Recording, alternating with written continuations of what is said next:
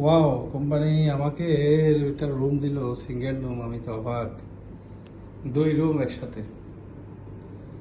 দেখেন ভালো করলে মেটলাইফ যে কি পরিমাণ সম্মান করে। ওরা এই যে মিটিং রুম রাখছে এখানে, এখানে টিভি দেখেন, এই যে আপনার সব কিছু এখানে। এই যে টোটাল এই 2টা রুমই আমাকে একা দিছে, 2টা টিভি 2 রুমে। তো আসলে দেখার মতো।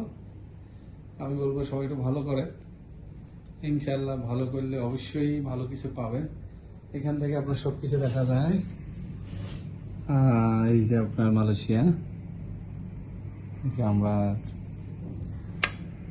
যে হোটেলে আছি এটার পাশেই, এখান থেকেই একেবারে সামান্য সে কেল টাওয়ার, ওইখান থেকে দেখা যাওয়ার কথা। এই বিল্ডিংটার জন্য দেখা যাচ্ছে না।